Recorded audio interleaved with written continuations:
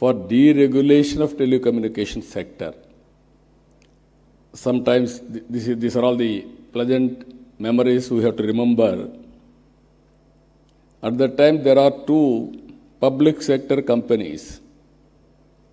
One is BSNL, even today that is there. BSNL domestic calls. Another is VSNL international calls. At that time, my son was studying in America, Mr. Lokesh. As Chief Minister, I was not ventured to telephone to him because of heavy bill. Then there will be question and answer in assembly. I have to answer all those things. And also at that time, there was a lightning call. Immediately they had to connect, expected to connect. It used to take 1 week, 7 days. At that time, there were manual exchanges.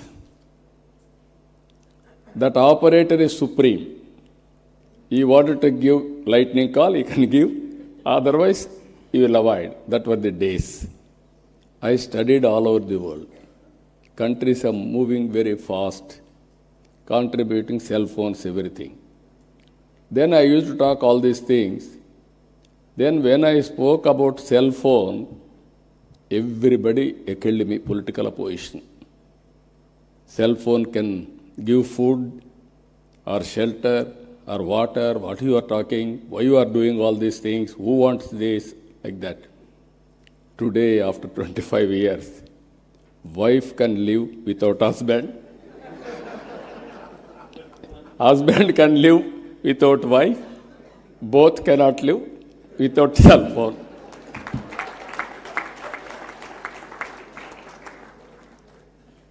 As a matter of fact, it is a weapon for everything. I can work, I can communicate, I can operate, I can do everything. But not everything. That is where reforms has taken place. Third one, technology evolution. Indians are playing major role. Now India is having advantage demographic dividend. This some of you may not understand. Biggest advantage for India, young India. Always youngsters can take risk. While all other countries are facing aging problem, this demographic dividend advantage will be there up to 2047. Now I can say proudly, India's population is 146 crore population.